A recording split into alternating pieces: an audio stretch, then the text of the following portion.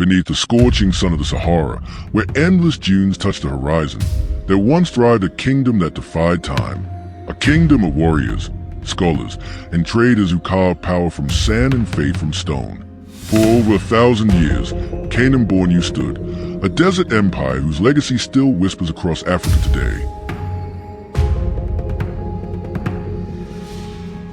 The story of Kanem Bornu is unlike most African empires. While kingdoms rose and fell within centuries, this desert state endured from the 9th century to the 19th, making it one of the longest-lasting kingdoms in African history. At its height, Kanem Bornu controlled the crossroads of the Sahara, commanding trade routes that linked North Africa, the Middle East, and Sub-Saharan Africa. It spread Islam, fostered scholarship, and fielded armies that terrified its rivals. But what makes Kanem Bornu extraordinary is not just its longevity, it's how it adapted, survived invasions, embraced Islam, and thrived where others perished. This is a story of the desert kingdom that lasted 1,000 years.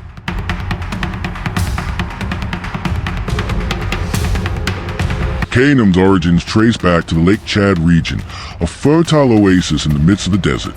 Around the 9th century, the Zagawa people, nomadic herders and warriors, consolidated small chieftaincies into a kingdom. This became Kanem. By the 11th century, Kanem had a ruling dynasty known as the Sayfawa, who claimed descent from a legendary Arab figure named Saif ibn Dayazan. Whether myth or truth, this genealogy tied Kanem to the Islamic world, granting it legitimacy. The kingdom grew not only from conquest, but from its control of trade. Gold, ivory, ostrich feathers, and enslaved people flowed north to markets in Tripoli and Cairo. In return came horses, salt, fine textiles, and Islamic scholarship. Religion soon followed trade. By the 11th century, Kanem's rulers embraced Islam, reshaping the kingdom's identity. Mosques rose, Arabic became the language of learning, and Kanem joined the greater Islamic community.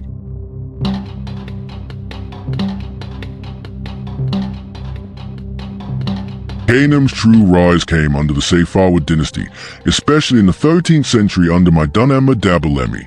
He expanded Kanem's territory across the Sahara, pushing east toward Fezzan and west into Hausaland.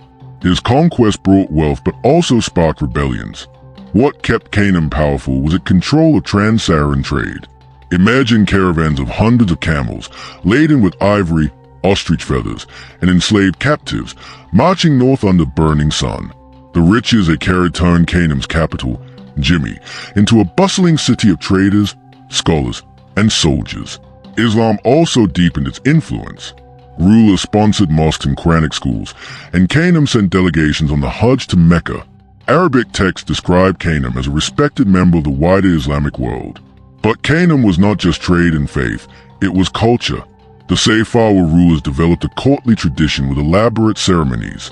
Oral poets sang of kings, and art flourished in textiles and symbols of power. The kingdom was desert, but it was never barren.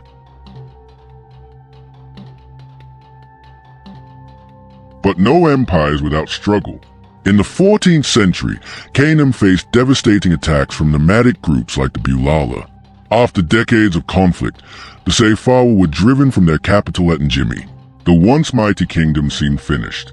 Yet, in a remarkable twist, the dynasty regrouped further west, around Lake Chad, and rebuilt its power in a new state, Bornu.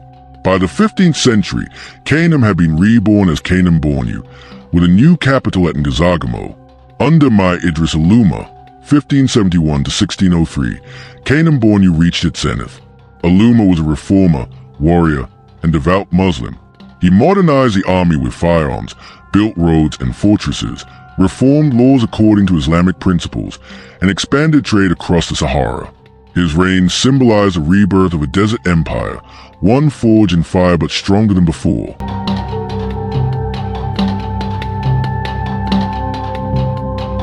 For centuries after Idris Aluma, Kanem Bornu remained a pillar of power.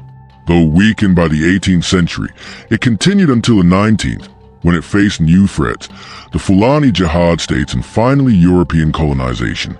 The dynasty lasted over 1,000 years, making it one of the longest continuous ruling houses in history.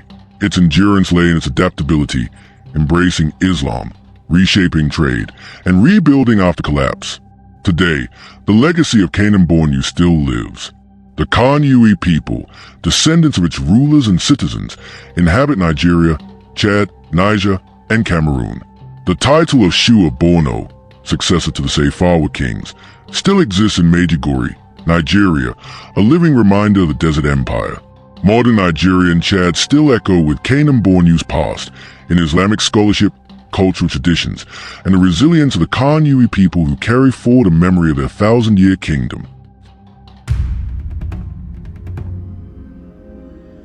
The story of Kanem Bornu is not just about kings or battles, it is about endurance. A civilization that lasted 1,000 years in the harshest of environments. A kingdom that bridged Africa and the Islamic world, whose echoes remain today. When we hear of empires, we think of Rome, Persia, or China.